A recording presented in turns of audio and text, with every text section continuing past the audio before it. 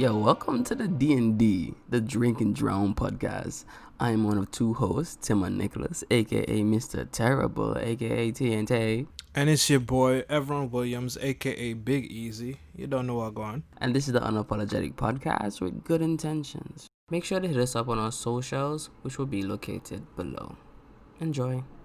Yo, real quick. Yeah, but see back in the day when them rappers used to they used to sing and they all like, hey, once upon a time I was going down the road. I saw Georgie in the pole. You know, it's like, bro, on top of the beat. Yeah, that one's just like different back in the day. Hey. It was groovy in a sense. I think it had a lot to do with what was going on like in the time. Like the whole even like the way they used to dance, the way they used to dress. Like I don't see that type of thing happening in today's culture. Like with the way we dress now, the way we act and we turn up. I don't think those types of tracks would get people as lit as they did now. You know, back then now, you know.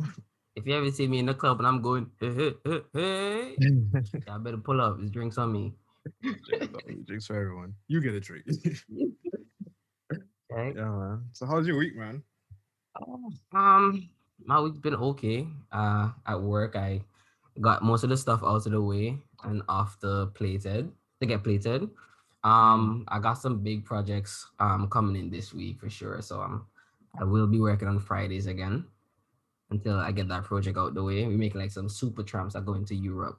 So that's kind of lit. Yeah, for y'all, those who don't know, Timon works at like the headquarters for like the trampoline mafia in Canada. So it's we can't talk too much about it, but just know if y'all want to tramp, someone's the man. I'm the guy. I'm that guy. But yeah, what about you? How's your week going? Man, to be honest, every week since since this whole COVID shit has happened, it's been relatively the same. You know, it's uneventful. It's in fact, I get sad when people ask me this question. You know, how was your week? How was your day? Because I don't have nothing to tell you. I woke up, I did what I had to do, I went to bed. That was my day. So guess what we're not doing next week? We're not gonna ask everyone how his week yeah, went. because it's gonna be the same thing. So actually we could just so for the newer viewers, because we're expecting them. We're expecting them. So they need to know that nothing happens in everyone's life. Yeah, we have to make sure they don't forget it. That's True. But But yo, I've been hearing some shit about Texas. And I don't want to make fun of the whole situation, but who is to blame really? Because that whole ecosystem, that whole thing was set up for, never gonna be a cold winter ever. So let's not be prepared. It's like if Antigua people, we live in the Caribbean, the Tropic of what's that region called? Tropic of Cancer. The equator run through them areas. Remember geography, I think either Cancer or Capricorn. I don't remember. One is north, one is south. I don't remember which one. We're in one of them tropical areas, so that means it's really impossible for it to snow there unless you move the equator or the planet, right? And then one day just magically snows, like a snow. Everybody dead, basically. Literally, we would all die. we would go home to nothing. Like everything would be no more. Check. So they don't even have to think about that to plan for it. But the States, you would think that, all right, off chance, global warming maybe. But I can't talk about it too much. But I saw a video on Instagram with this guy kind of slide down the hill, right? And that thing just kept going. I feel like to this day it's still going. It's still going. The legend said. It's crazy because like I'm watching that thing skate. And I remember I think it was last week, they had like a bad snow day and I was driving to work. And I was scared out of my mind. Because it was snow was on the road. It was like a foot high. And this is me. Ooh, I got my my 4-wheel drive on. This is me. I can handle this shit. So I'm there early morning at 6 o'clock. And I'm pressing. So as I press out, the car slided. I was like, I'm not even going anywhere. Right? So then I had to find a way to get out. And the first corner, I turn, the vehicle just starts sliding. And I'm looking at the other guy like, you see what happening? And the car just sliding over there. And I'm trying to bring back the car. And the thing just fishtailing. And I'm turning my wheels. And the car just going where you want. Only the front moving. But the back is going where it wants to go. So I'm there panicking. I'm sweating in the cold. And I'm there like, oh my goodness, what's gonna happen? I'm thinking, all right, everybody's gonna stay put after they just witness what happened with me. Everybody just That's drive not. off, and No, I'm just because like, everyone "Damn." still has their jobs to go to. Like the thing is, in Canada, this is expected weather. So you, as a person, you're expected to be able to live with this weather. So bro, literally, you there could be the biggest blizzard, and bro, you show up late, your boss still gonna be on your ass because bro. it's I expected. come from Antigua. If I went outside and a bird pissed on me, I say, oh, it's raining. I'm staying home, bro. A No, little for rain, real. yeah, a little rain will keep us home Yeah, in Antigua. literally. Back home for us, like for me, my parents have a business, and literally, the days it rains are the slowest days, and it's like the city is like abandoned. Yeah, Nobody, nobody done only the shit. people who have to be at work are at work. No one's coming to town if it's raining. If Nobody's it leaving the house, no, no. and I think rain affects drivers too because people back home drive real dunce when rain come. It's like an incentive for stupidity. I don't know what it is, but up here too. I mean, like a snow come and we honestly, I think up here people are more like resilient to that though. Like they don't a lot of people they don't really let nothing bother them. Like you said, your car was out there fishtail and everybody just looking at you like, okay, and Bro, I'm going like I'm driving literally 30, 20, right? And I see man doing 50 passing me. I'm just like, bro, what? you know what? Winter tires, that is what. And ladies and gentlemen, I have been trying to tell Timon that it is just as important to have winter tires as it is to put gas in your car or to even make sure your brakes working or anything of that nature because winter tires are a whole different ball game in the snow for real. And I promise you, if you had winter tires, your car wouldn't have been doing all them strippiness that it was doing the other day. All But right, ladies and Timon don't think it's gentlemen. that important, so Ladies and I'll gentlemen, leave him to it. now that you've heard one side of this story, let me tell you the other side of this story, okay? I once came to this guy and told him, hey, I think I should get some tires, but the way how my bank account is set up right now, they're just expensive, okay? And then I got this thinking, right? I got this thinking. Because my brain going off, fine off, Mr. Creative with all them, And I got this thinking. And while I'm there thinking about like, maybe I should invest and get those tires, it dawned upon me that I don't have any storage. So now, one, I'd have to pay this kind of expensive money to get some tires with some rims, right? And then I'm gonna have to find a place to put my all season, no, all purpose, all season tires, and call them. Imagine that. All season tires can't work during the one season I need them to work, right? So clearly they're selling me a lie from the start. Anyways, I have nowhere to put them, so that means I'll have to spend money on storage. So that means during the summer, that's 6 months of storage I'm paying for. You know, I'm ready somewhere. I'm not going on to this. I already explained it to everyone. It's fine, yeah. Basically, the conclusion of Timon's story is that storage is not as important as saving his own life. But anyways, on to bigger, better topics. We can proceed with this conversation. Fine. Nah, that's Move just it how it on. is, man. But but same thing with winter here. I think it was I have snow tires on my car, and one thing that snow tires don't like nothing helps you against ice. Let's just put that out there for y'all who don't Uh, know. Nothing stops ice unless you have spikes on your wheels, and even then, well, that's your best bet. no But winter question, tires buddy. are not affected by ice. So those winter tires that you have on, where do you keep your other tires? In the garage. You see, I don't have one of those. That's besides the point. So, where there's a will, there's a way. If I If you put them, really want, if partner, you could have found some. Boss, I know listen, some. Boss, somebody would have if been willing. We just the start some. moment I bought those tires and I took off the ones that are on the SUV right now, I'd have to put them in my trunk. And this is That's fine. exactly what gonna happen. La la la la la. All I wait in the back, and a man gonna come across one night now is parked and say, "Oh my goodness, 4 pairs of tires." Or should I say 2 pairs of tires? Because two is Yeah, it's right to it. the tires. That's what they're gonna say. And I'm go like, I can break this window when the alarm goes off. I can at least get 2 tires. He golden. Because no, he not look, safety reasons, right? I'm saving myself here. That's why I don't get the winter tires for my safety. For your safety. For my safety. Your safety. I mean, you hear me? Oh, okay. See, Yes. Yes. okay. From that perspective, maybe I can kind of see where you're coming from, but in actuality, I don't. Anyways, no, like I was saying the other day, I was driving and there's this. I just left my house like 2 corners away from my house, and I was going like 10, like because it's a corner, right? There's a stop sign on one end. I don't have a stop sign, but it's still a pretty sharp corner, so I have to slow right down to turn it. And I turned my steering wheel, and the car just didn't turn. I was going for, I didn't stop. I couldn't stop. I let off the gas. The car just kept going at the trajectory it wanted to go. And, two twos, I just watched my car run up in the snowbank. I could do nothing about it. I literally, it happened so slowly. I feel like I could have gotten out of my car and walked out to get in between my car and the snowbank to kind of stop it. But winter ain't shit, bro. Bro, I know them same ones because that same morning when I was going to work, I was going on this small little incline now, and it's going on the ramp to the highway. Yeah. And while I'm going now, I'm driving slow. I'm leaving a two car distance in front of me because winter. And I see the traffic stop. So this is me. All right, I have time. So I'm tapping on the brakes. And I realized when I tap on the brakes, the car still went the same speed. So I was like, let me tap a little harder. The car's still going the same speed. So now I'm slamming on the brakes and I can feel all the brakes locked now.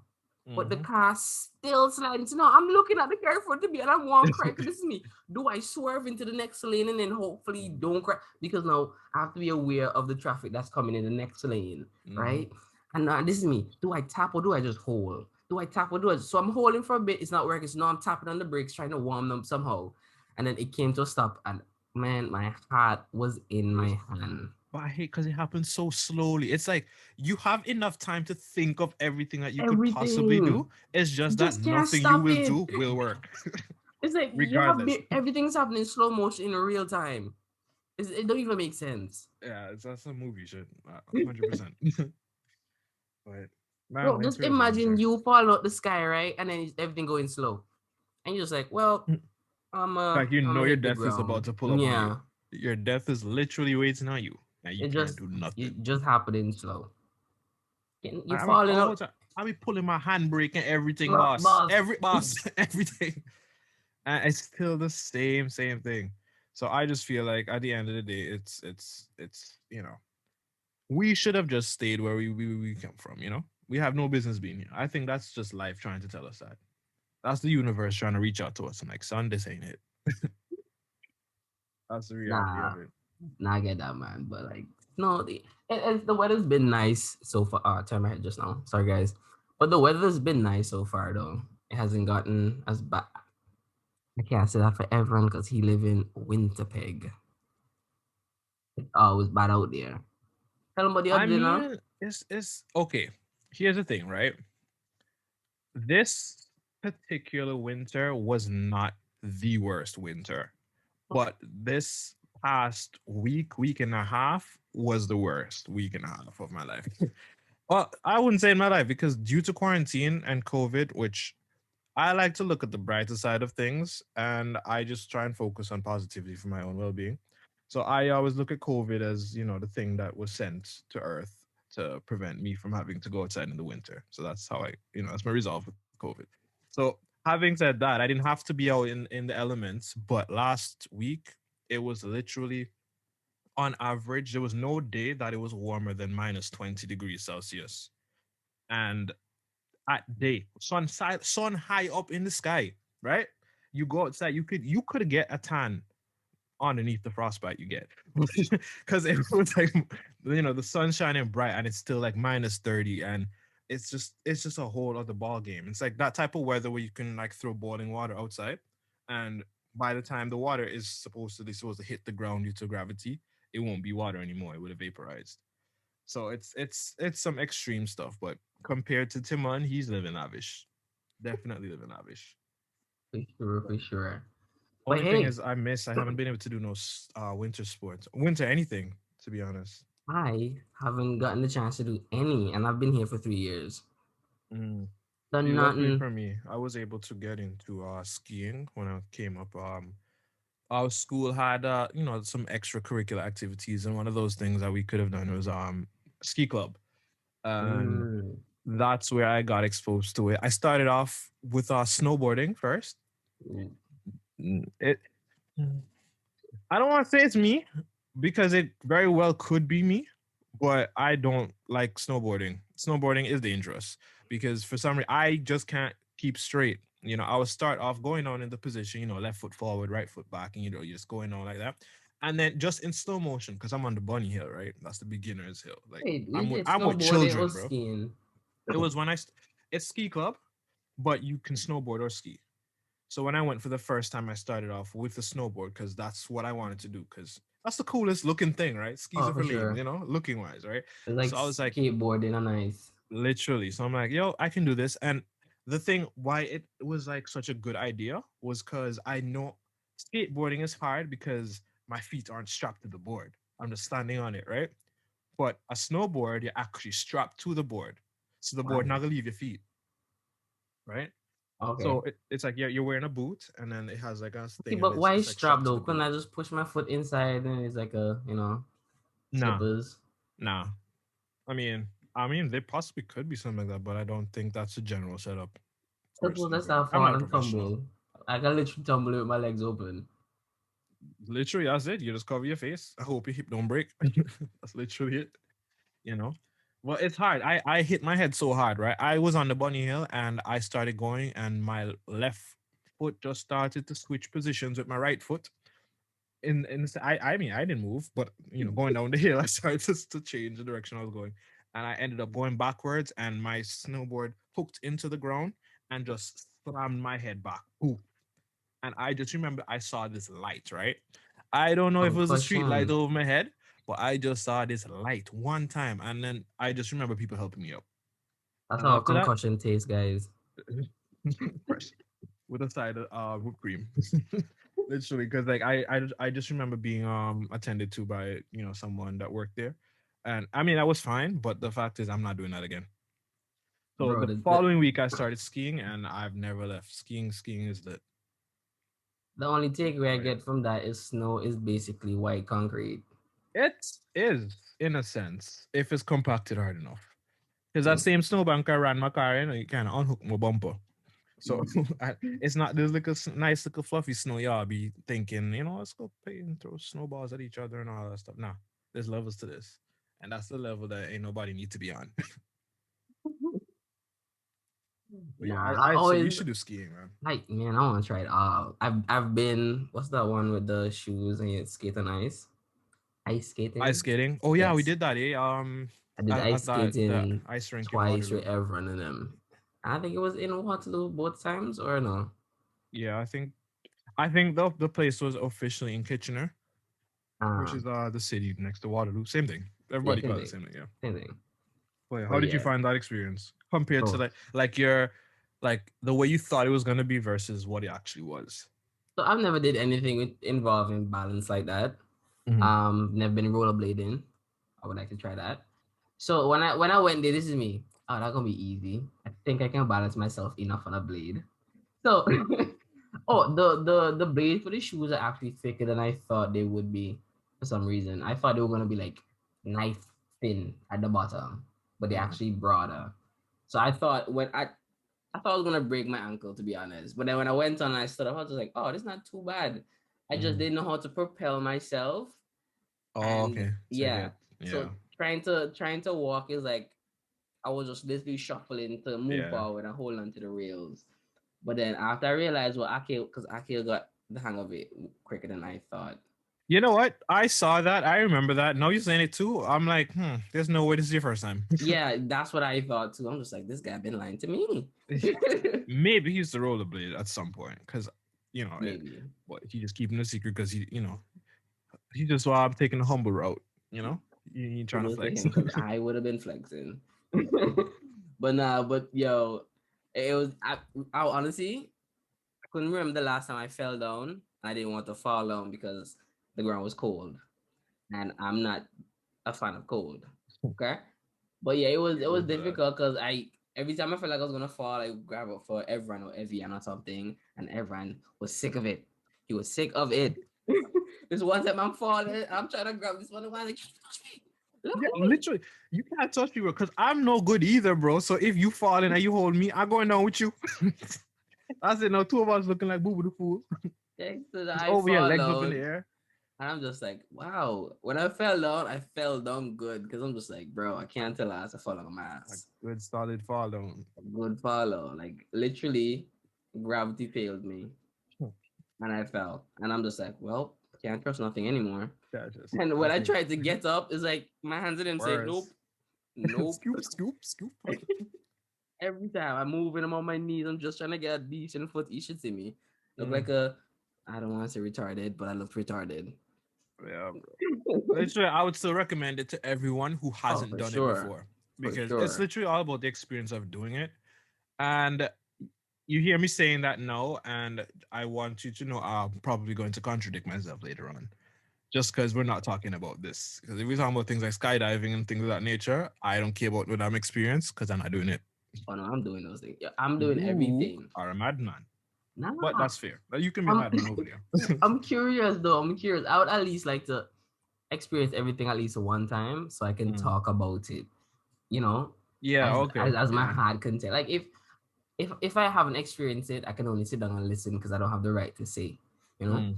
So yeah, I I like want to do these kind to of do it at like a activities. lower level, Nah. like the whole.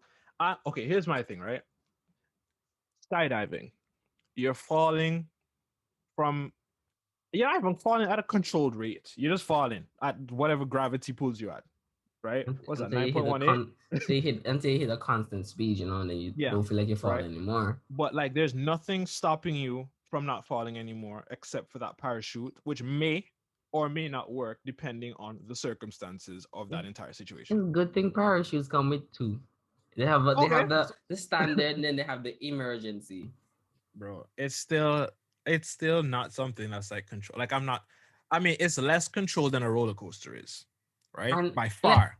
let's be honest, right? If you're going down, you pull both of them and nothing happened. I'm pretty sure the diving instructor would dive down, grab you, and connect you to his shit. So Yeah. you in three sets of safety mechanisms there for you, like your two parachutes and the instructor who's taking you on the skydiving trip. You know what I mean? Yeah. You Well, you, right. you have that, man. Just do it. Peer pressure. I don't think I can. I really would not be able to even set foot on the plane knowing that that's what I'm going up in the sky to go do. So let me get this straight. If your friends them jumping out the plane, you're not gonna jump out the plane? No, I waving. Your mother is Nope. proud. Your mother is proud. I was never that man, bro. That's why y'all are the ones with all the wild story adventures, and I'm the one that's always listening. Bro, if my friend jumping off a hill, bro, they're not stupid. I'm jumping off. Something's going on here that I don't know about. I'm like, I just want to hear about it. Like logically thinking, like, why y'all jumping off a mountain, bro? Like a cliff, really? And I'm like, no, just trust me. I'm like, all right. Yeah, not me. I ain't built that way, bro. Like roller coasters, I think I judge my like the whole idea of skydiving off of my experience with roller coasters. Just because that whole downward, the force you're feeling, the G's acting against you, it's not fun. It is not. I, It I really don't I isn't. don't receive any form of enjoyment from doing it. I don't Nah, like the rush bro, because I the rush is know. a rush. I think of that type of rush as the same type of rush you feel when you're about to die. Bro, Like so, my heart is racing right now, reliving that moment. like it's I, literally like you're just going, and then literally it's like you're moving faster than the rate at which your soul can keep up with you. So it's like my physical state is peeling away from my soul. So I'm leaving my soul behind up on the top of the the roller coaster while I'm going down. I don't like that. There's nothing fun about it. Like even being with people enjoying themselves. Like I'm the type of person I can enjoy myself with people if they're enjoying themselves, right? But literally, I'll be miserable in that situation because I get no enjoyment out of that at all. I don't see the point. I'll hold your bags. I have more fun watching you have fun than I do having fun with you on a roller coaster. That ain't for me. That's just me. nah, you see what it is for me, right? Before I went on a roller coaster, the closest thing I had to fall out the sky is when the plane hit turbulence and they do that kind of drop, or Oh, when they landing and so they kind of go down and like ooh, feel like in my hate stomach, that. Hate When that. I went to what place name? Coney Island. That was his name. In No, yeah, Vaughan. right. Yeah, in Oh Vaughan. no, What that place called? Canada's Wonderland. Yes, boss. Wonderland. Canada's Wonderland. So when I went to Wonderland, right, they had like 3 sets of roller coasters, right, that we could go on. So I went on the first one by myself. No friends, no none, just me. And I went on it. It was a small loop-de-loop one. And it went quick, right? And the lady tell me, put away the GoPro, this is me. Can't tell me what to do. So I hold on to the videos on YouTube, just go. Right? So I'm there now, and when the roller coaster shoot off, I said, mistake. Should have put this GoPro in my bag. Right? So I'm holding on for dear life. Right? And I'm shutting my eyes, and this is me. Man, don't be a pussy. Open your eyes. What is this? Right? So I'm fighting my skins to Yep. open, To my open your eyelids to bro. open. And I'm doing the whole loop after the whole thing done, right? It happened in seconds. This is me. Whoa, you done already? I get my money's worth. So this is me. All right, this was easy. I'm gonna go do that big one, right? That big red one. So I go up to there, right, to do that one, and I realized it's a different ball game because I heard the roller coaster let off, and it took a good while for it to come back, right? And I watched the roller coaster go up, go down, go up, and this is me. Whoa, on the steps where I'm at right now, I can see the small of the roller coaster down there. So this is me. This is something different. So now I'm strapped in. This lady tell me, okay, sir, you cannot walk with anything that will fall out your pockets on this elevator, on this roller coaster. So you have to put everything in a bag and to put it in this little box or whatever. When the roller coaster went up to the highest point, right? I looked down. This is me. Oh man, this nice boy. I like it up here. This is cool. And then he started leaning over and creaking over the edges. And this is me. That's gonna be scary, right? So the moment I'm looking at that, I'm trying to imagine what the drop will feel like. Because I've jumped off a bunch of high buildings and things before. I know that instant to drop it. But let me tell you something, right? The moment that thing went over the tip and it went down, it was like a 90. I didn't even think it's more than 90 because it has a little hump. So it'll come down and then curve and then fall. Oh, is this Behemoth? Yes. The big yeah. That's the first one I Right? went on. Regret. And bro, the voice that came out didn't even come out because this is exactly what happened. Right? And I could hear the levels of screaming until it was nothing. Man, mute. The noise was stuck in my throat. It didn't even leave my mouth. So now I'm screaming only in my mind. Right? So I'm falling and I'm scared, right? And I'm trying to shut my eyes. I'm like, oh no, this is me. Nah, man. You have to experience, you need to open your eyes. So I had my eyes open and I'm crying. And I just like, oh man, I'm flying. I have to treat this like I'm flying. I'm like, think of Superman. Think you're Superman right now. And then I literally went through it. I was just like, yo, this is fun. I came off of that roller coaster shaking. I literally, as soon as I came off, I did a voice note and I walked straight out of that place and went straight home. Nothing else to see. I just went straight home. Didn't even go look for my pictures or get a video of how the whole roller coaster. I didn't. Came right off, went straight to the gates, went home. So you're gonna do it again? Oh, I would. At that moment I wasn't. But after a week, I said, yeah, I could do that again. Man, I just don't. I honestly hate the fact that I don't get any enjoyment out of it because it's not even like a state of mind that I know I can convince myself I can enjoy this. Because the first time I went in, I told myself, fam, I've never done this before in my whole life. This is going to be the best day ever. And literally, all my words got pulled right out my mouth and shoved in the trash the moment I stepped on Behemoth.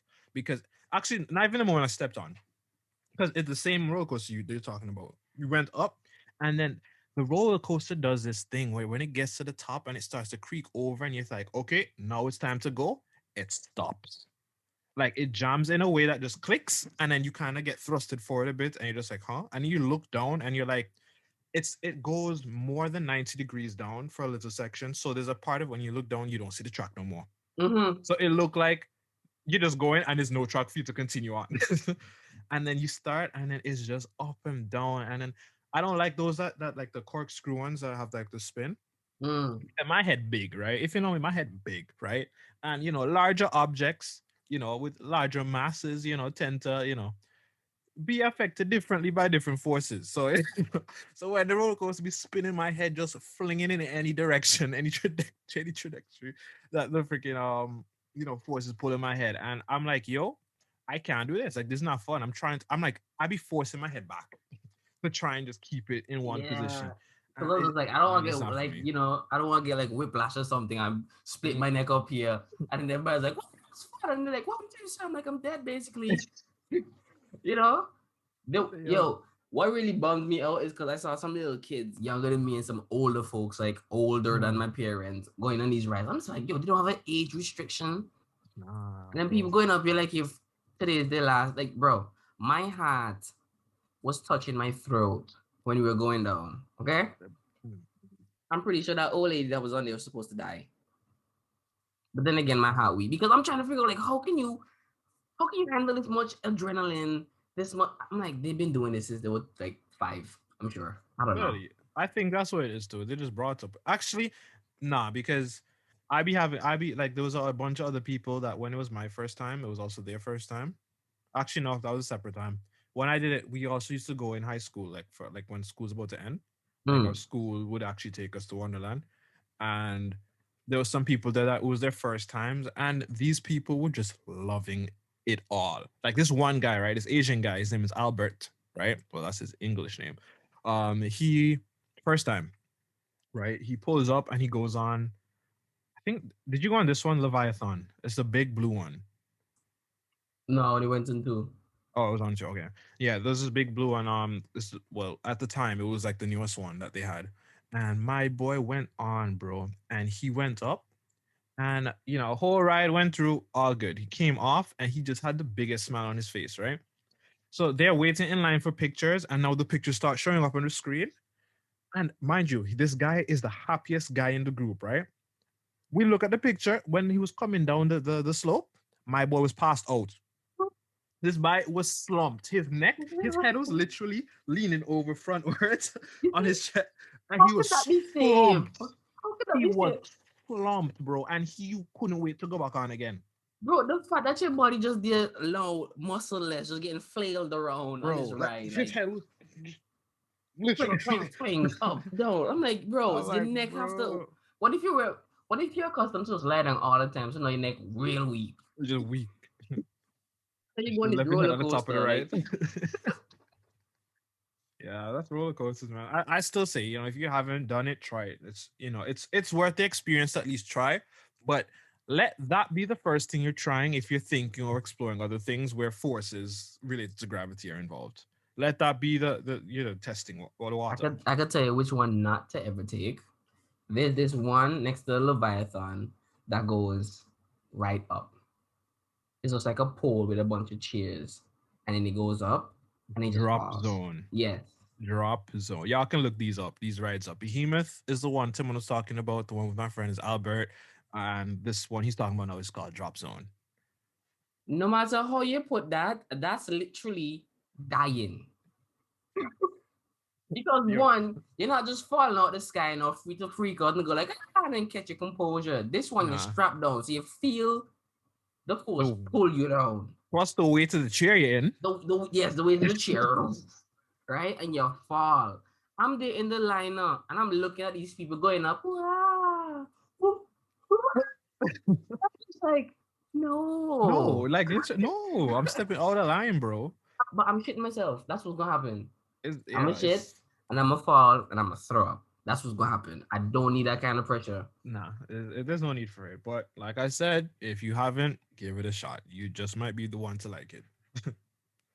But yeah, I'm not telling you how to do that one. I wouldn't do it, so I'm not telling you how to do it.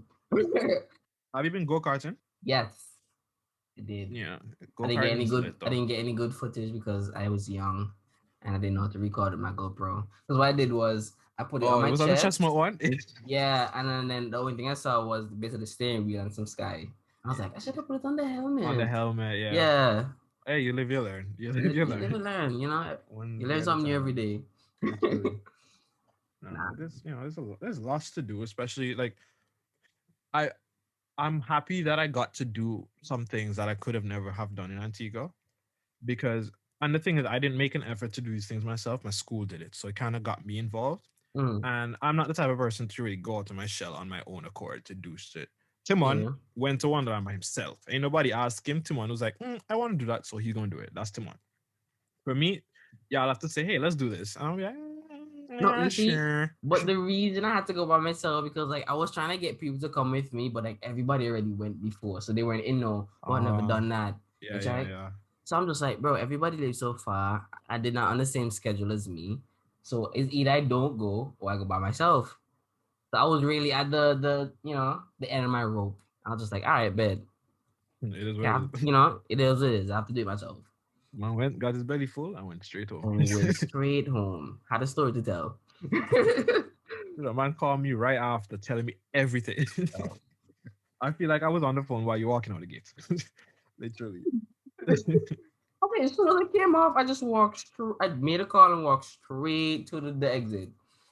But nah, like all these activities I do, I hear a lot of black people talk about like, nah, man, I'm not gonna do that. That's a white activity. That's a white people thing. And in my head, I'm just like, yeah, white people be doing these crazy things, but sometimes they're fun. Sometimes they really be A fun. lot of the times they'd be really A lot of the fun. time, in my head, I'm why- just like, why does it have to be a black and white thing? Why can't it just be Bro. a fun sports thing? Yeah, literally. Why can't it just be? Some things don't have any business really being a white versus black thing, you know, like especially like winter sports. Literally, the reason why black people aren't necessarily very popular in winter sports is because, well, we're not usually found in places where there's winter, you know. You know, that's But not where we originate. So as a whole, as a people, you know, it's not something as a whole we are associated with, right? So it's like, you know, but white but people, quote unquote white people fun things that they do for fun are lit. And that's why I came and I'm like, bro, I'm making white friends because I know what it's like to be black.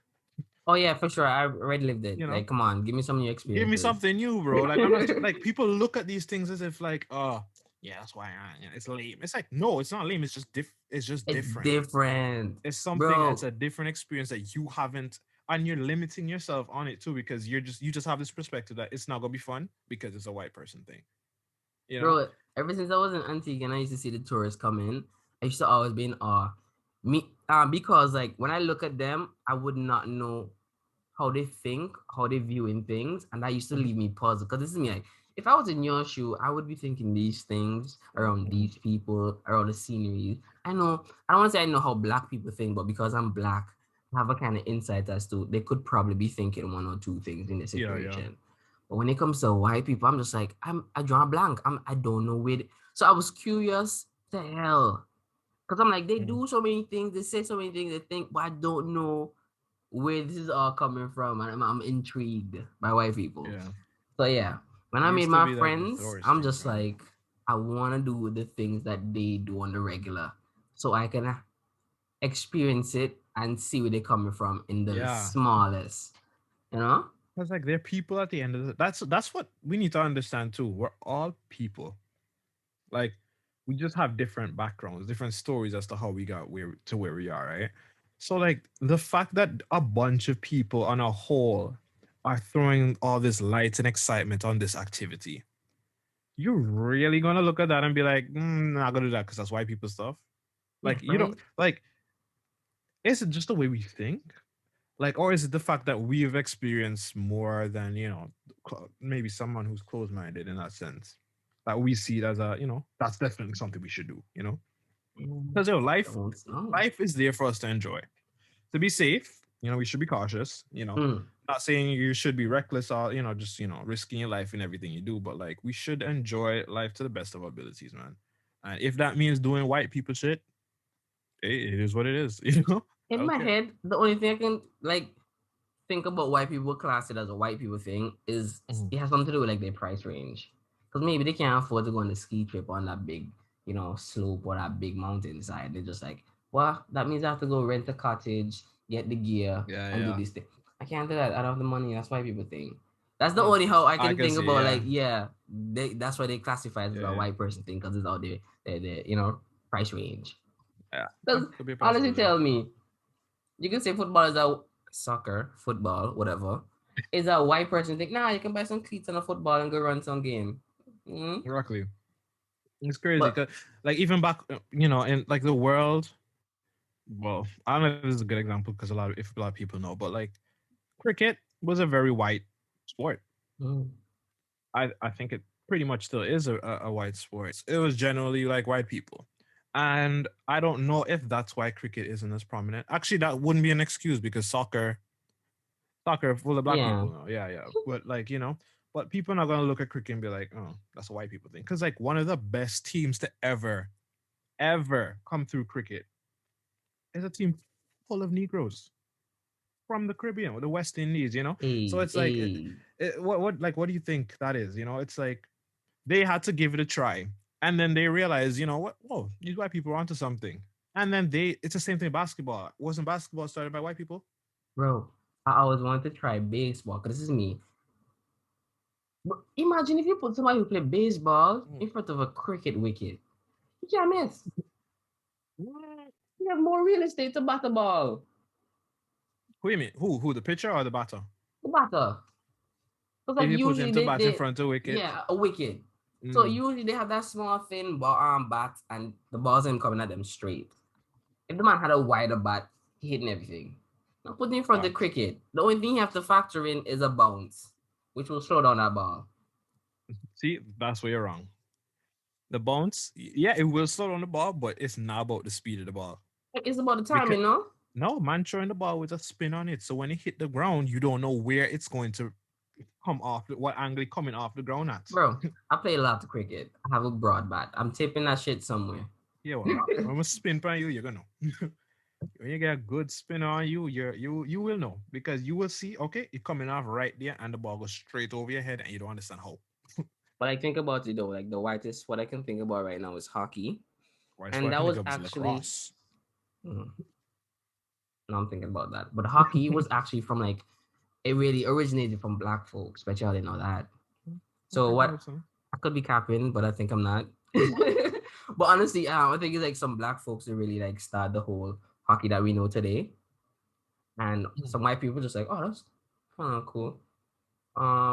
Y'all stop doing that and we're gonna do it. So what really happened was they saw them doing it this way with the whole point system and people playing. Because how the setup was is one person, there's a goal, one person standing and he hit it inside the goal. Black people now with their family and siblings just like, what? You had the ball? And start running down the person on the ice and try to take the ball so they can take the shot. Then they realize that seems way more fun. So they made up a whole league and everything, and they're like, well, we have a nice league going on with the whole principle that y'all, all the terms and stuff y'all set up, but no Negroes allowed in this, this league. So I guess you guys should probably stop doing that, and we'll just do this. And then it became a white thing. You just giving that explanation gave me an idea for a segment we should do. Ooh. Which is this segment is when we explain to the public or our audience how we think certain things came about. Ooh. Yeah. That's just so lit. Yeah. So regardless as to the facts, as to what we know, or whatever is general knowledge, we don't care about that. We're gonna tell y'all what we think. I call it fun fake facts. So that was your first fun fake fact from Timon. Hey. Well, we can make it sound cool, let's say, in the future. So it's all about that growth. So you already know. But no, Ooh. man. So something else that you want to like bring to like the table is like what if scenarios. Because when I'm at work, I have a lot of time to think and listen to shit. A lot of times. I just, I use my eyes and my hands to really do my work. Everything else is faking. And while I'm working, thoughts run into my mind. I'm just like, yo, what if this situation and what if that situation? And there's a lot of friends that can't really tolerate all the voice notes and long voices that I do because my voice notes be like 20 minutes long on a bunch of nonsense. Sinful behavior is what that is. Yeah. But everyone puts up with it really well. So that's why he's here doing the podcast with me. But now my what if scenarios be crazy. So a lot of them, they be wild and everyone can't really wrap his mind around that scenario ever playing out because he's a logical guy. Very logical. Yeah. So he just can't get behind the realm. But recently he has been. I've been trying. So yeah. he been trying. So it's getting interesting now. So every time I have a what if, he's just like interesting. But let's save that for the podcast. For the podcast, because like I just feel like if we talk about things beforehand, the second time we talk about it, it's like we're trying to regurgitate it rather than it being original. So definitely, I feel like that's the way. And then also with the what ifs too, that's how we can get you guys in the community involved. Well, in our little community bubble with the podcast. And then you can join us on the socials, and we can post like what ifs in like Instagram posts, and y'all hop in on the comments and just like boom, boom, boom, boom. We have like some back and forth, or even save the talks for like a clubhouse night. You feel me? Ooh, So for sure. either way, we're just trying to find ways we can have all y'all involved because it's a community we want to bring together, have fun, be able to talk about anything. So things to Yeah. come, things to come. But I think one of the what if scenario that brought to him the time was like, what if heaven was like segregated? There was a black side and there was a white side, and probably in the middle where everybody mix up is where the Mexicans and stuff be staying. And Yeah, I all the was other like, cultures. yeah, all the other cultures. This is the Toronto of heaven, basically. Love that. I was like, yo, it would be kind of lit now because now everybody's in heaven. We just chilling. And we probably on the lawn over here with our, houses and mansions a goal. And we're just relaxing, roughing up, climbing trees, breaking some branches, falling down, doing some dumb shit, wilding, like black people usually do, having fun. And then the white folks on the other side are more composed, and they're just like, how about we read some, news from the Angel Light News Company? I don't know, I'm just saying shit, right? And they're just over there, just meditating, doing some hot yoga and working out the sweat and flexing their wings and stuff. I feel like at one point they could be like, yo, the man's over there chatting joke and laughing. Because think about it like this, right? Everything I'm gonna tell you is coming from a religious background, because I'm Adventist, right? Born and raised. So my mind thinks about these religious topics a lot. And from what I know is when you go to heaven, God's gonna be like, yeah, all right, guys. So what I'm gonna do is I'm just gonna mess around with your memory, and I'm gonna wipe away all that sinful thinking, that thought process that helps to bring about sin. But everything else is gonna stay the same. Because like, what's the point in just wiping your memory and changing you? Yeah, It doesn't make sense. It's removing the sinful nature. Yeah. And that's what made you, your choices and stuff. Right? So they just get rid of your sinful nature, basically. And I'm thinking before God does that, because I feel like God have a sense of humor, he can let us come up in heaven for like the first couple of months with a whole mind, state of mind and everything, just to see how things feel, even though he knows.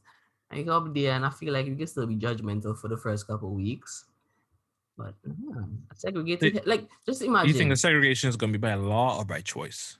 Like, you just think we're going to be, because I know as people on a whole, on earth, like we stick together with our own, in a sense. See? It's choice, right? but we still don't have the freedom of choice. So Yeah. I feel like he's not gonna mess with our brains for the first month or two, and heaven's gonna be segregated by choice. Because they're back like, oh yo, look, Jimmy and Joe over here. Let's go line with Jimmy and Joe. And then we go over line with Jimmy and Joe. And then I realized my friend Steve not with me. Steve gonna play with his other homies and them. Yes, sir. Tyrone and Terrell over in the corner doing their thing. Right? And like they ain't really messing with Jim and Joe. So yeah, segregation. Segregation. So I'm just like, come meet up with them in the little melting pot with the Mexicans and the mad. Yeah. But everybody on their own side. And it's not like no malice or anything to each other. Just like they stay with their own. Yeah. But I feel like because like, but that's the thing with the whole idea of heaven. It's the things I think. Well, the things that are going to be there aren't things we're going to be able to comprehend now. Because we can see things that our minds couldn't even process if it was to appear in front of us today.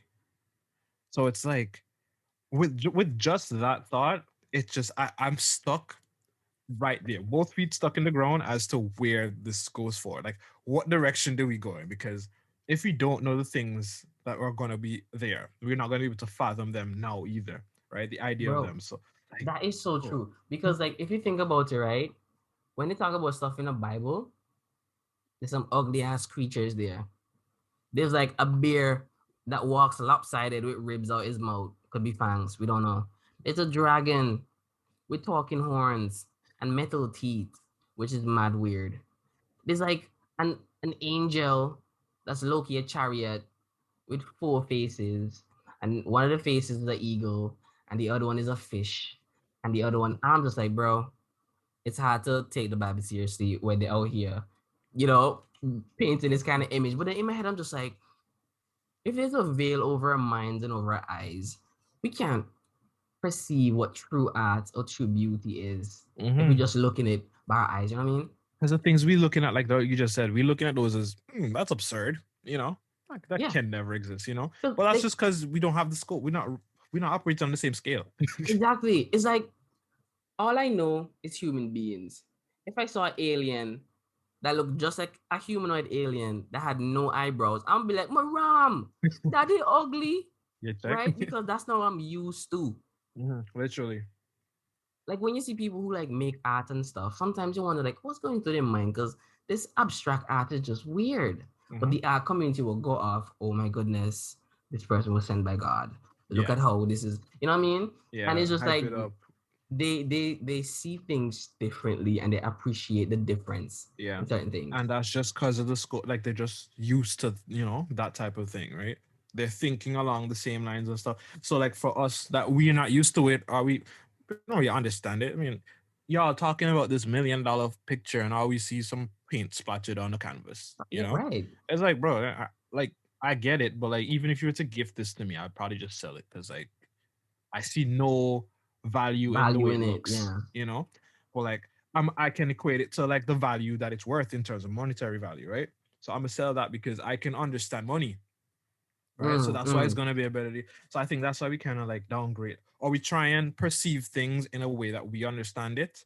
So when we think about the things that might be in heaven or even the things that we see in the Bible, it's like we still try and compare it to what Things we that know we to know. be true. Yeah. Which is that's counterproductive because the man fully telling us, boss, it don't make sense you do that because these things, bro, y'all not ready. Bro. Which it had me thinking the other day too. It's just that God did tell people like no matter what it is that you think. I think that's in a what if scenario I had now. I think like in the Bible, God was saying that yo, when you get to heaven, it's gonna be so fun. No matter what you think of, I could top it. No matter what your imagination springs of what heaven will like, I can guarantee you for sure it's gonna be better than that. So in my head, this is me. Clearly, heaven is working on iOS 13. And the reason I'm saying that is because if just imagine it, infinite space, right? That means God can create infinite worlds, infinite realities, infinite galaxies, right?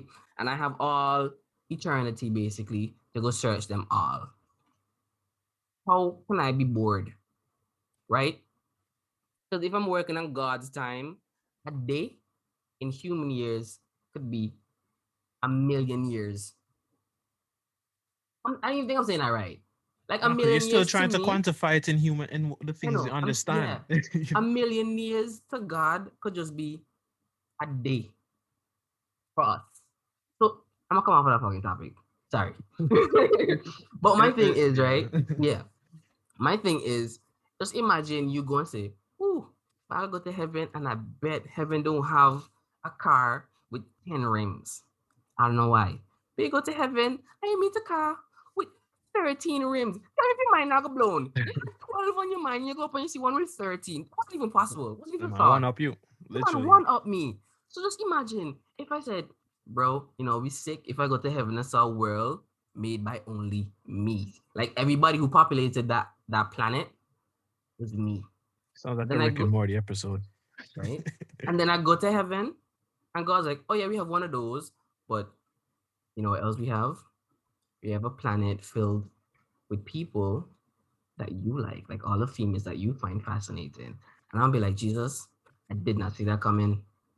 He just one up me. You know what I mean? So I feel like heaven, we dictate or determine what heaven is going to be like. So whatever we think of, it's going to be like it's going to exist one up. You check? Like everything we think, better. It is better. That's your perception. Not by much, just a little. But then as our expectations increase, you just keep going up. Keep one up. Just does that.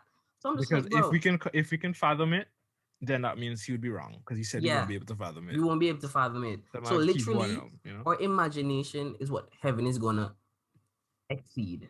We create our heavens in a matter of speaking. Yeah. Whatever you think heaven is Once gonna it's be in like. accordance with his teaching, Check no kind of I'm not Yep. even gonna go there. Yeah, that's fine. No, I feel you. Man, life is interesting though. Like, and the thing is, we just have to wait and see. Oh, for sure. That's the thing, patience, man. Man, I can't believe Oh, y'all just sit down and listen to me rant just now. I bet none of that made sense, but y'all still listen. I love y'all. Thanks, yo, y'all, listeners. that's some real ones right there. Let me see if I pull this one out. Nah, nah, but like my brain really be going off sometimes. Like I be hitting all kind of walls. Like out of nowhere, like I could be listening to a song and the person said one word and it will just trigger like a creative spur in my brain. Or I could be listening to a podcast and somebody says something and I'm just like, huh, nobody ever say this. And then you just go off. It's crazy. It's fun sometimes. But I wish all this could happen when I sleep. Because then that would save me lots of Oh, you time to dream. focus on shit. Facts. Because You just I, like, because you don't bro, dream, eh? I don't dream. I think 2 years ago, after, like, okay, I can't even say this properly. I used to dream annually, like one dream a year. And then I think from since 2020 or 2019, they started to become more frequently, as in I got like 4 or 5 in a year. The other day I had like some crazy ass dreams. As soon as I had them, I go to everyone, I'm out of friend. I'm just like, bro, dreams. And I used to think about them as being poetic and prophetic and stuff like that. Cause I'm just like, they have some kind of meaning because I don't have them. So when I do have them, they mean something. I'm always trying to interpret my dreams. But sometimes when I do have these dreams, I don't think they were interpreting because they be wild. They be Yeah, wild. yeah. My dreams be pointless too, but I don't remember them often, and I feel that's because I wake up.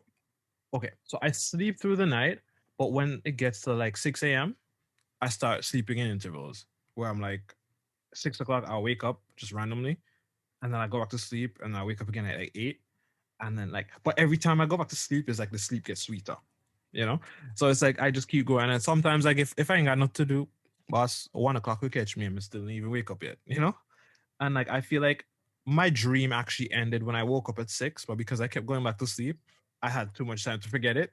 Ah, So I was like, I'm like, did I dream? Or like, I don't know anymore, you know?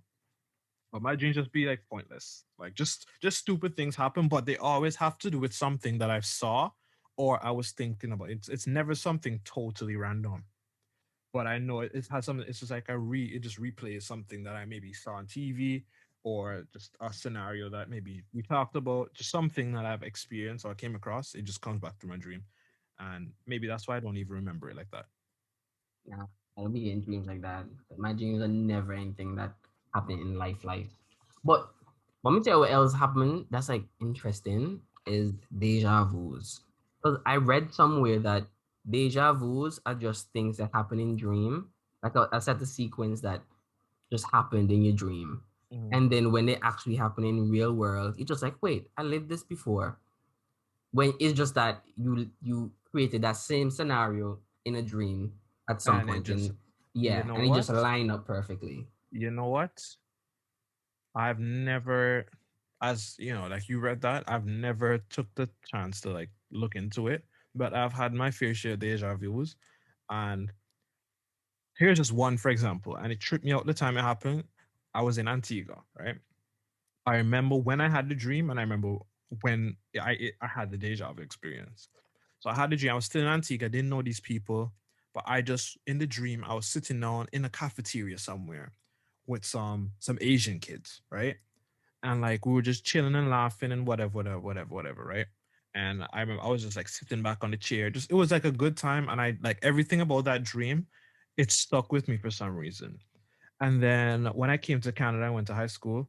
Literally, there was one day I used to work in the cafeteria after for supper. So I used to like help serve and then we'll help clean the cafeteria and stuff. And basically the money that we'd earn would go to our tuition. So it's like we're helping pay our tuition by working like on site on campus jobs, right? Mm. So I'll be doing that. And then I remember like one day after I was done cleaning early and everything, I went back out in the cafe and I was sitting down around the table with some of my praise team friends, right? They're all Filipino, this particular group, right? And I remember I was just sitting back, leaning back on the chair, leaning against the wall, and then I froze. because I was like, yo, I seen this entire thing play out already. And I'm like, this is weird to me because I knew this. It's not like this happened last week and we're all chilling here. This particular setting, I saw this before. And I'm like, bro. And I just sat there and I held my head and like everyone's like, yo, are you good? I'm like, yeah, I'm good. Because if I was to start explaining, y'all won't believe me. But I seen this situation before. Nothing even happened. It wasn't like something was supposed to take place. It was just the setting and the layout.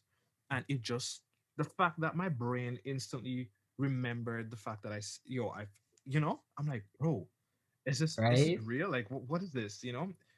And then I was thinking, is this like a past life thing? Because I mean, at the time, I believe in that. Uh, But, I mean, I don't think I'm a believer in it now. But I was just like questioning everything, but I never really looked up. So now you say that, I makes sense. yeah, it makes sense, but then It literally makes sometimes sense. it don't because I remember this one girl in high school, she had a deja vu moment and she was like, deja vu is happening. I was like, what happened? And she's like, and the teacher's gonna come in and say this, and the teacher came in and said this. So I was like, that's a Raven shit. No, it's not. Oh, yeah, because I don't know what that is. You can't. No, no, no. I don't think it was deja vu at that point. Because Wait, I feel like deja vu, you know it because you you experience it, and you're like, wait, that happened already. Not like but you see in see, the future. so when she said deja vu and she said that shit and I saw it happen in my head, this is Mm. me. Okay, if I can remember my deja vus, I can fucking see into the future. That's like some extra percentage. So all the time I used to always remember. So whenever they happen, I was like, it's happening, and I'm just waiting for to see if I can. Like it's coming back to me, but it's not coming back Mm. as fast as it's replaying in real life. Yeah. Yeah, but it isn't it crazy though because like your brain is taking everything that you know, consciously and subconsciously about people's behavior, people's action and reaction to things, stimulate all that in your brain, and then at one point it spits it back out to you when you actually experience it in real life. Something similar along the lines. Yeah. Yeah. So once And you like didn't. It wasn't on like you asked for it. It just yeah, happens. it's like the tape caught up with the audio, and now it's syncing up for that small portion of what the brain created in and of Mm. itself. So I'm just like, that is unique. Because I remember I had this one dream, and I think it was the beginning of me not having any more dreams. Where I had it was a fucking pointless dream. Let's start there. So I had a dream. So on some inception shit. Had a dream, right? That I was doing some shit. Then I went to sleep. So now I'm two dreams. I'm two levels of dreaming deep. Okay. So in this, okay, let me tell like how it hit me when I woke up. So I'm in this dream. I don't remember it clearly, but this is the take from it. I'm in this dream, life happening, shit happening. I'm about to die. I die, and I wake up the next morning. Whew. All right, that was a crazy ass dream. So I went about my day, brushed my teeth, got my shit together, went to school, had a nice day, came back home, and lying in bed. And then I woke up. And when I woke up, this is me. What just happened? I get up, I brush my teeth, and I went through the day. And I didn't know if I was dreaming or not. Mm. So it was so close to like a regular whole routine day. Yep. And I'm I've just had one of like, those. bro, am I still in a dream? Well, yeah, and you just really can't differentiate. It's like a moment where you just have to like actually reevaluate everything. Yeah, it's not, you have to be like, because you can't do dumb shit because you don't know. Yeah, You it's know? like what if like I'm like, oh yo, it's like so many things you can't even process it. Because that happened to me too. Literally simplest thing. I had a dream that I woke up, got ready for school, and I was in class sitting when I woke up from my dream. So the whole dream worked in a way where literally the events of a regular day played out the exact same way. Nothing extreme, nothing weird that would indicate that something is off. This may not be real.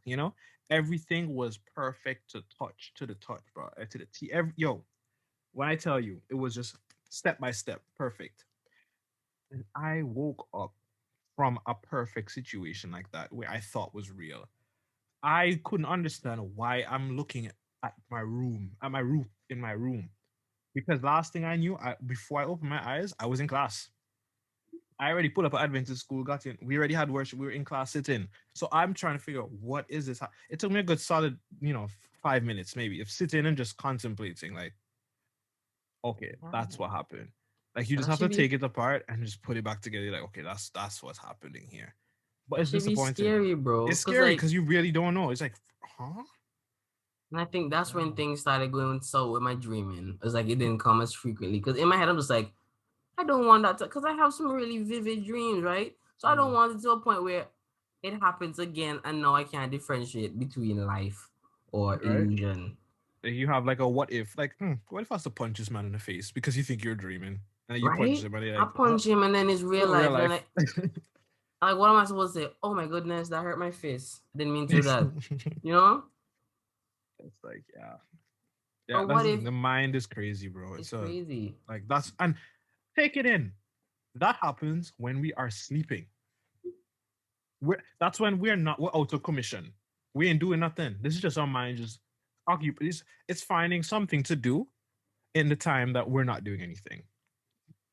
And the thing is, guys, I don't know if you know this, but as a curious person, life isn't fun to have vivid dreams. Because you know how many times on the daily I'm walking and I see things that you clearly should not do, and I'm saying, what happened? Logically, I know what's gonna happen. But And it's not gonna be good. curiosity wise, I'm just like, well, then again, you can't be 100% sure on anything in life, you know? But the logic's telling me, bro, don't. But the That's curious gonna side be of me the is just end like, of Timon. maybe, you know? So I have to deal with this curiosity and this. I don't know if I'm in it, bro. It's crazy being me. Crazy being me.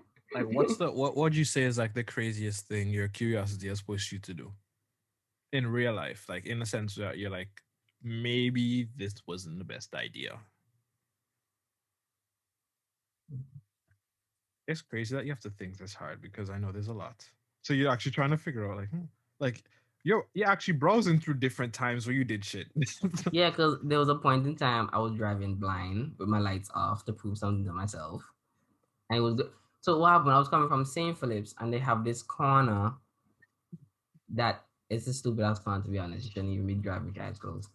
At the bottom of that hill, there's rehab. Right? The road that they call across there is Crossroads. That's where a lot of people come That's and when you're sell going their like Half souls. Moon Bay. Yeah, On the that's other where a lot side. of people, famous people come and sell their souls, guys. But y'all didn't know that. But yeah, so at Crossroad there's like a dark corner, no lights, no nothing, just a tambourine tree and a corner that leads off a cliffside. So usually when you're passing, you can see if a car is coming because of the lights. Once in a while, there's a guy who drives around there because his car don't have no lights, but he only drives the car at night, right? That wasn't going through my mind at the time, so I'm leaving by my friend's college house, and I drive this route all the time. I turn that corner all the time. At this point, it's a reflex. I'm driving the same speed. I know that corner. So in my head, I'm driving. I'm just like, I bet I could do it with my eyes closed. I know all the potholes in that road. I know where the gravel pull up the steering wheel. I know that road. So while I'm coming on passing the cemetery and I'm turning, like it's a nice little road with a couple corners and stuff. I'm driving and I have my eyes shut and I peep out with one eye. And I'm like, everything going right. I'm driving. I'm like, everything's still going right. So every once in a while, I'm driving my eyes closed and peeping just to make sure it's still going according to What you think? Yeah. Yeah. So things going well for me now. So while I'm driving, right, I hear something. What is it me? Nah, it's nothing. Right? And that was the night where the guy without any lights decide he's coming. Around the same corner you The coming around. same corner. Right? So when I did one of them quick peeks, I didn't see nothing. So I shut my eyes back. And then I hear, so I open my eyes and I see this man. We literally he looking at me, what is your fucking bike? I grabbed the wheel and kind of like, whoa, right? And then I turned around, just like, yeah, curiosity almost killed him right there because I just wanted to see if I could do it. I was curious if it was possible or not. I'm just like, I could have died at Crossroad and nobody would have known except that guy. Literally. And in fact, knowing him, have the wrong. Knowing him, everyone knowing him, I'd have fall off that side and I would just go straight to Freetown. Yep, nothing to see here. Nothing to see, none of his business. He had to go there and say, boss, me see a man right off the side of the road last night. I'm making that help you. You see that car in the dark? No matter grab me no. Some that's the Yeah. stupidest thing I've did so far. As I can remember it. I'm curious it would have killed me there. In terms of curiosity, otherwise, I don't know, jump somebody fence and then there was a dog. No, I don't even think I'm like whole time you're talking. I've been thinking, and I don't think I've answered that. I don't recall. I be not doing a lot of things because I've already thought of all the possible consequences of the situation, which I don't want any part of. So like, I don't think I've done things out of curiosity. I think I've done things out of a calculated guess or like a calculated assumption that this is how it's going to play out, and I was just wrong. But it wasn't out of curiosity per se.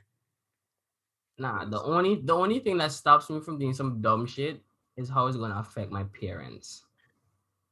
boss, my whole life revolves around like my family or involving my parents. Like every like so it's like if you can involve me, you can involve them. So that's how I see it. Same way, same thing. Yeah, so if I was to ever do some dumb shit or say some dumb shit, I'm just like, so how is it gonna come back and bite my parents in the ass? Like, Yeah, how is it gonna make them look in the end when this is out yeah. in the light? Because they had nothing to do with this. This was Nothing my to do with own doing. it. They didn't raise me to do this either. I just kind of like I'm just curious, you know. So yeah, those are the things that keep me sane in life, you know? Yes. Because I'm just like, man, I don't want them somebody to say, oh, so they raised it and pick me, blah blah blah. Mm.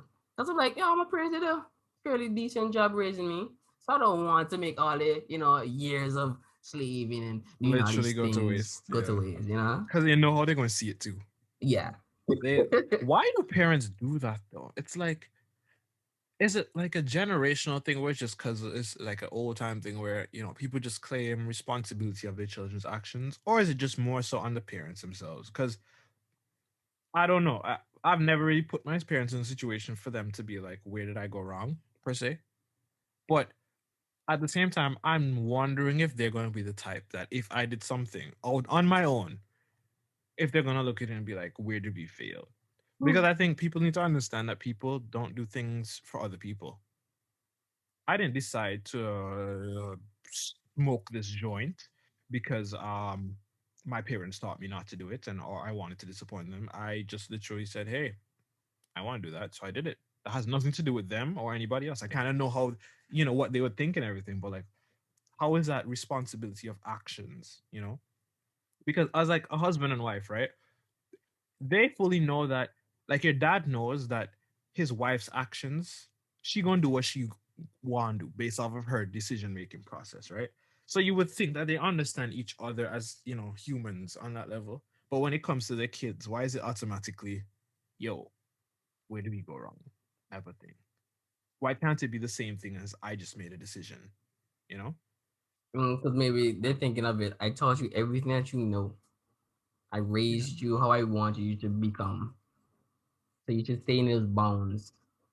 So if you do something out of the way, I'm like, I didn't teach Mm. you this. Where you pick this up from? Mm. And then they're like, shit, I did something wrong. Why this didn't stick or he didn't learn a lesson? Because if he learned that lesson, he wouldn't do this thing. All right. Like in a sense, but even with that, I almost feel like it's a better situation for you to be a bad kid growing up, and then you grow up into a good kid, a good person. So that if you make mistakes as a good when you're older, then I'm gonna look at you like, where do we go wrong? Because you used to give them trouble all, they kind of expect trouble from you. So like now that when you're not causing trouble, that's when they're proud of you. Versus when you're a kid, you don't give no trouble, and now you're older, you're doing what you want. Because I think it's that stage when you're older that counts. To I don't know, I them used at to give least. trouble because when I was growing up as a kid, the only person who licks would really affect me is my old man because for some reason, his hands hit harder than any material that I know of. Man got the vibranium palms. Yeah, that dog. So yeah, I used to do some wild things, and I used to be like quick with the mouth because like logically, if you tell me not to do something, you have a reason. So if you can relay that reason to me and it makes sense, I'm not gonna do it. But if you just saying it for saying its sake, I'm not listening to you. Mm. Those are the principles I roll by. So when my parents were just like, "Oh, don't do that. Obey your mother and father, because this is the blah blah blah." I'm just like, mm-hmm, mm-hmm. But God said I had the freedom of choice. Are you better than God? You taking away my freedom? Well, yeah, okay. But once you're under my roof, you do what I say. I'm like, all right, fair enough. It's Fair your enough. Yeah, you house. see, Yeah. because that's a situation where there was a concern. They stated the thing, and then you're like, okay, but there's an issue with that. What you said, and then they clarified it's a seal case. Yeah. So you at know, that point, it makes a lot of sense. Your house, like I'm living under your rules, I fair do. enough. You So can't if I argue don't, that. if I don't want to abide by rules, simple solution is You to go come out elsewhere. Exactly. exactly. If I love the free life for living in this house rent free, then I listen to your rules. Yeah, that's true. Prioritize. But like Yeah. you realize, like with that, that should be like normal thinking. That should be common thinking. But I don't think it is these days. Like, why is it that people growing up, even people that are our age, that just are from a different background, they enter in the world, real life, thinking as if everything is supposed to be given to them the way they want it. Things are supposed to be a certain way.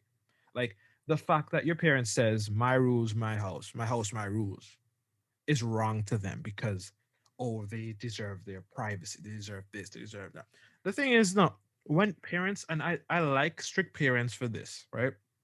When strict parents don't give you what you want as a kid just because you want it, that actually prepares you for the real world, because the real world is not as generous as your parents. In no way is the real world as generous as your parents, because the real world don't care if you have to sleep hungry tonight. Your parents would, in a hard situation, be like, you know what, here's dinner, and they would not eat. If they're good parents, they would not eat and let you, It's like you they'll know, make sure you get some food in your gut before you they know, really go eat. make sure you're taken care of, right?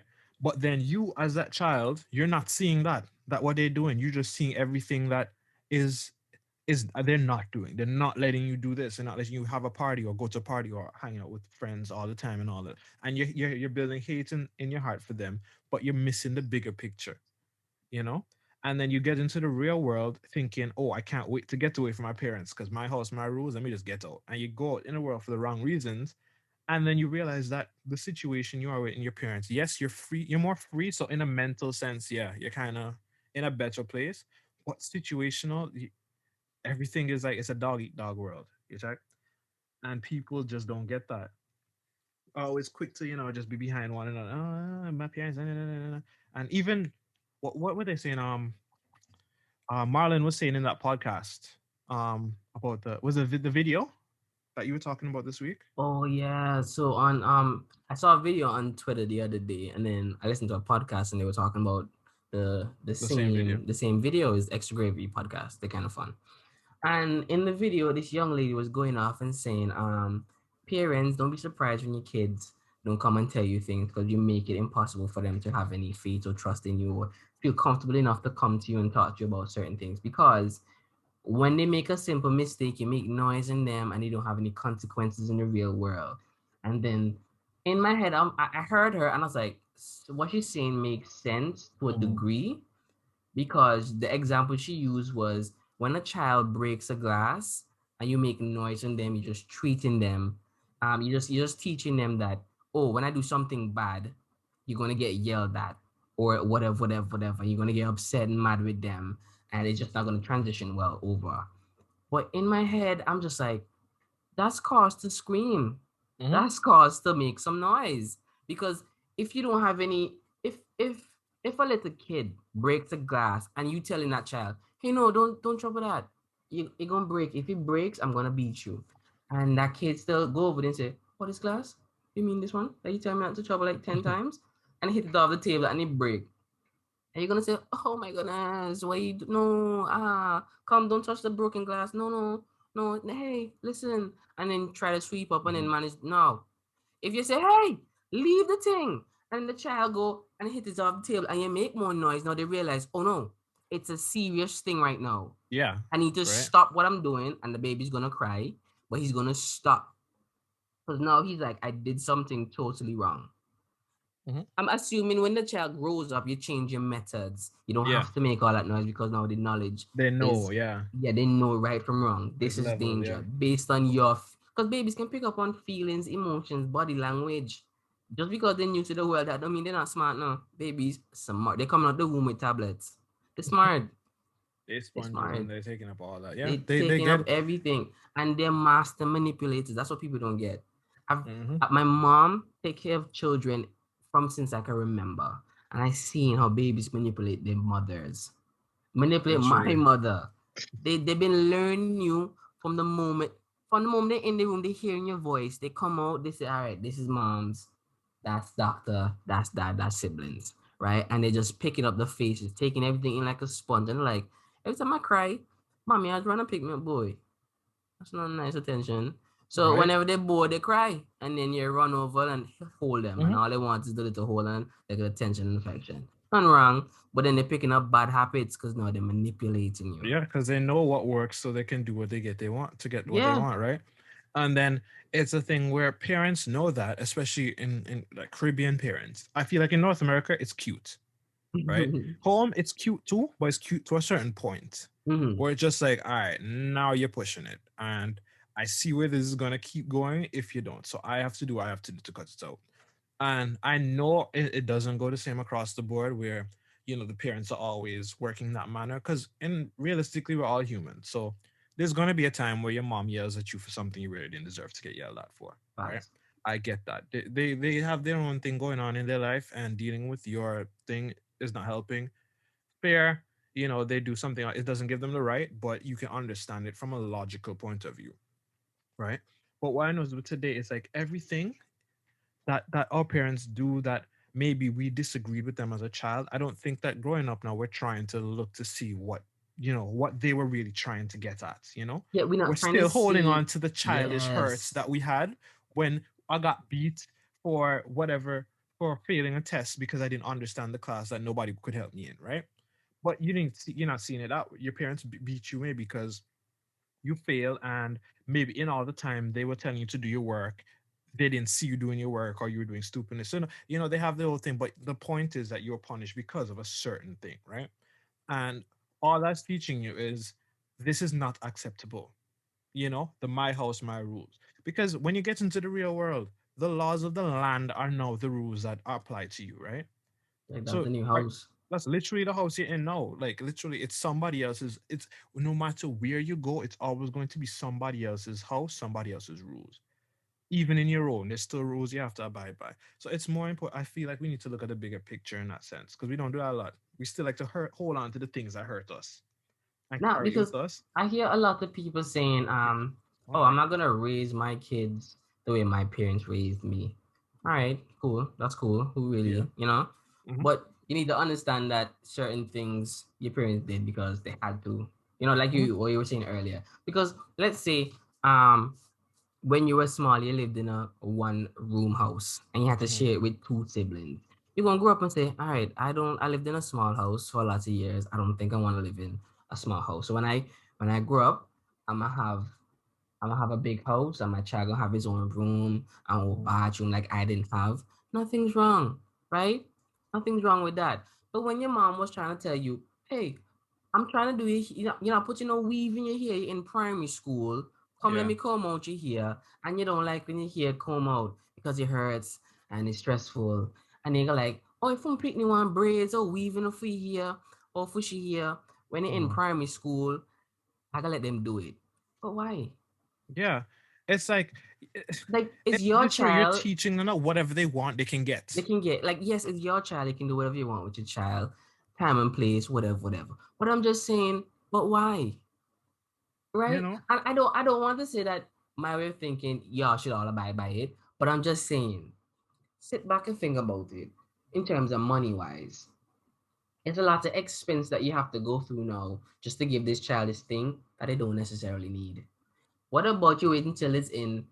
I said wait until it's in. Anyways, until your child is in like secondary school where that person having more of a social lives and is going to be affected Mm-hmm. by the smaller things in life. And Mm-hmm. you want your child to fit in and not, be out there. So yeah, before you hit like grade 6 or first grade, however the grade system work, Yeah. first farm, you say, all right, boom, we can get some braids, but you should set these boundaries way before. Because I'm pretty sure your daughter's like, can I put on some makeup? Can I get some hair? And you're like, nah, when you're older. Yeah.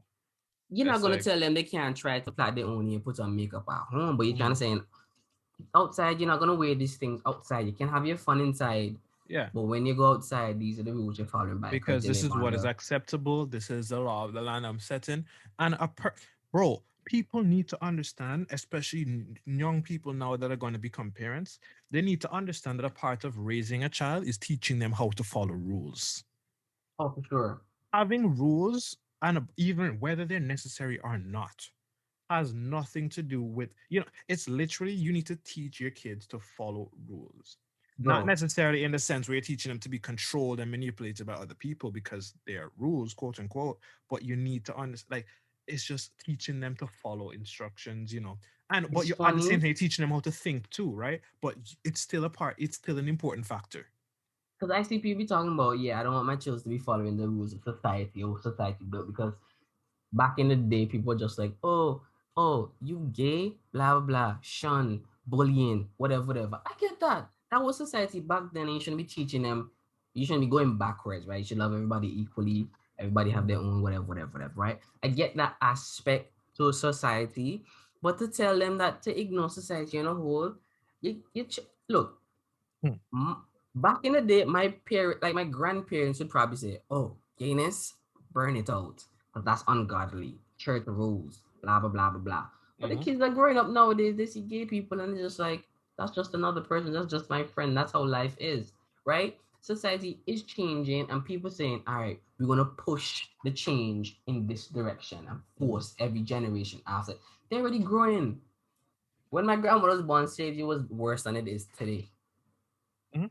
Like the It just racism is, and yeah. yeah, racism and slavery, racism I meant, not Yeah. slavery. Yeah, racism and stuff varies throughout the generation, and it's way better now than when it was back in the day. I'm just like, you shouldn't be telling them to fight against society, but in terms of you should build it in to a future that is worth living in. Yeah. You know what I mean?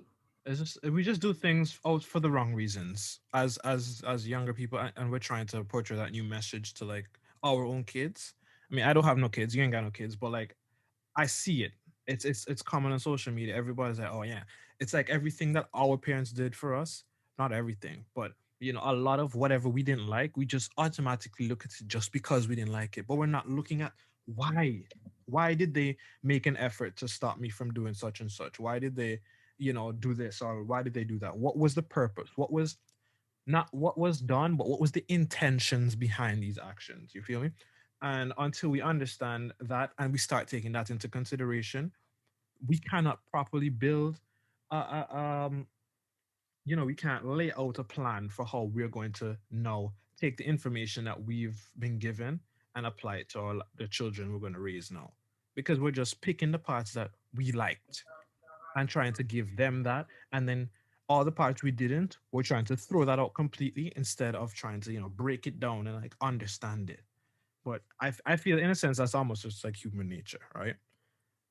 Like Bro, it's I just if you don't like something, we just the go-to is to get rid of it bro, I get it, rather than because trying to adjust. when I think back on stuff, when I hear people talking about this cancer culture and stuff, I'm just like, they don't allow people to make mistakes or to relive or see their mistakes. Because I'm just like, if you're quick to cancel and delete, right?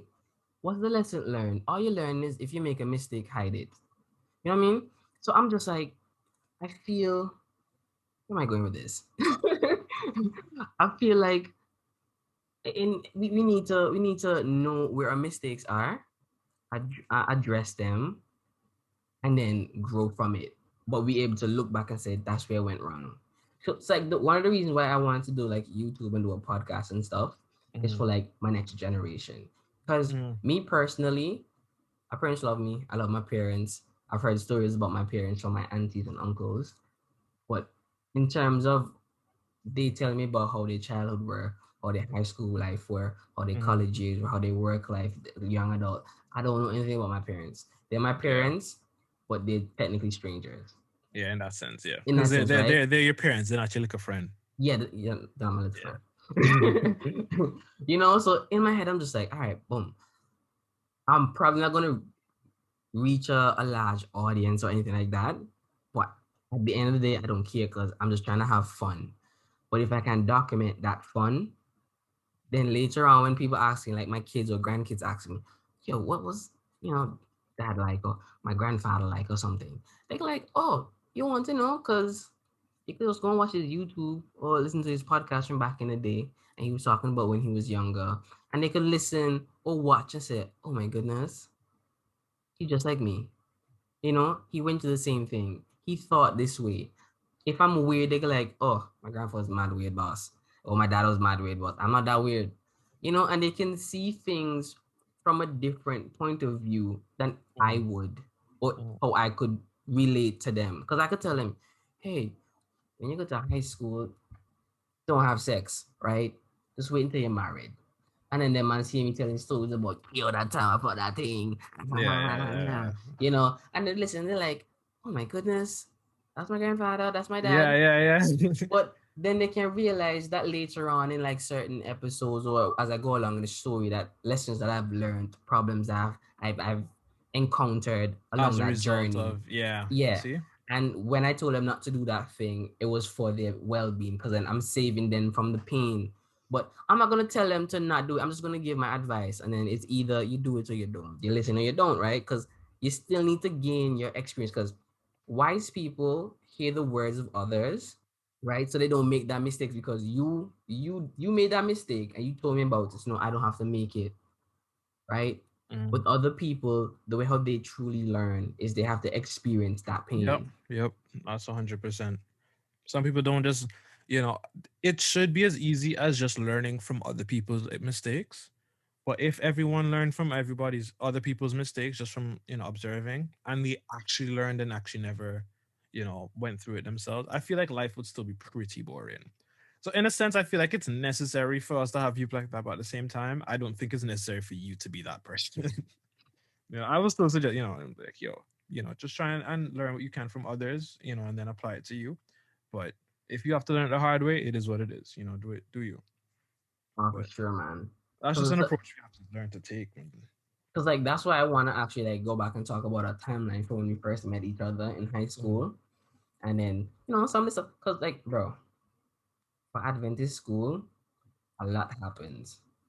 Like I don't know. I gotta lie. I was gonna say I don't know what a public school is like, but I've been to a public school for a few of my primary years, to a private school, like in secondary or a bit the last sections of my primary years. Yeah, it's a secondary.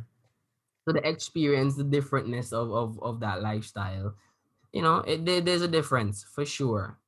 But the thing that made Adventist school so different is because a lot of people who fell out of their school. Okay, let me paint the picture for you properly. There's this private school, right? That made for the church community, the Adventist community, and it's like, all right, boom, you don't want to send your children to have them exposed to certain things in other schools. How about we teach them what we believe in, give them an education, and you have that whole Christian whole thing going for you, right? That's what the Adventist school is really doing. And in government schools, you just do whatever. You learn your curriculum, you meet a lot of friends, a lot of people from different backgrounds, and that's what it is. But what would happen is some people who get kicked out of their school or expelled from their school. Like once you get expelled from a certain amount of government schools, you can't go back to any government school. So then you have to find a private school. Well, you have to pay some people you have to pay to go to. So now some people don't want to send their children to all boys school. And some people just like, well, it's either this or that. And they said, send them to Adventist school.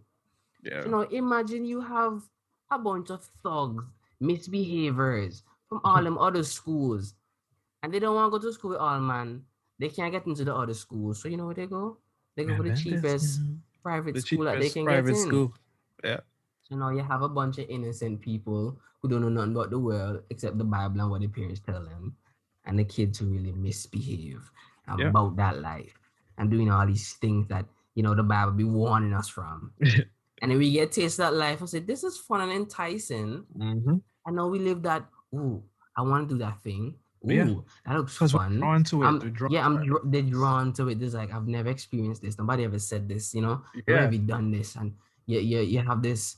Oh my goodness, I didn't know this life existed. I want to enjoy it some more. somebody tell you about carnival. You're like, what's that?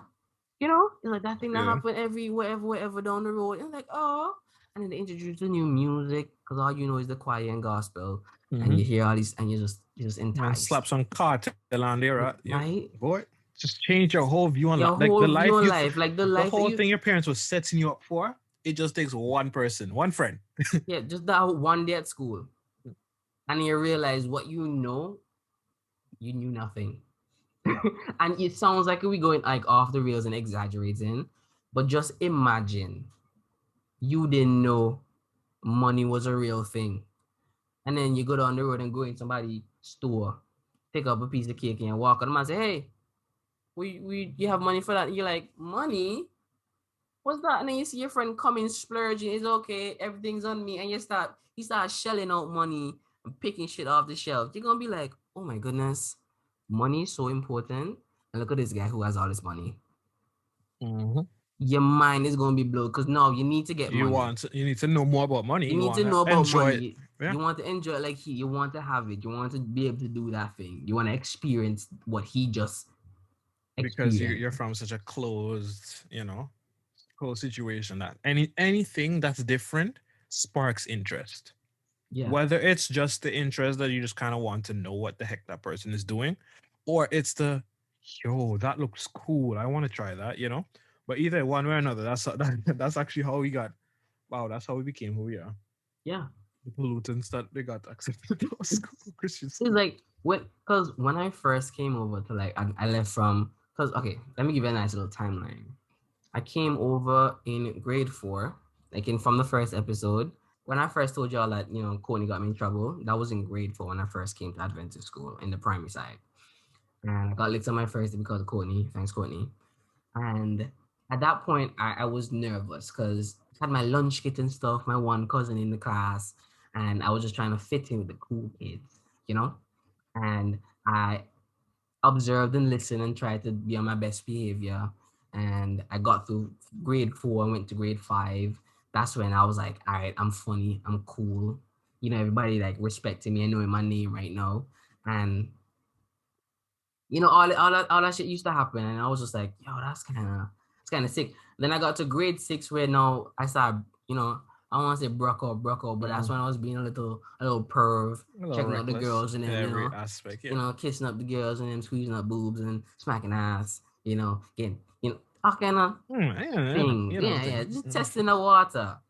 When I got to first farm, all them Bobby touching and Batty smacking I was doing was child's fucking play. In grade 6, I was chasing people, playing hide and seek, catch man, doing all kind of stuff, playing these games, running around, getting sweaty. I got to first farm.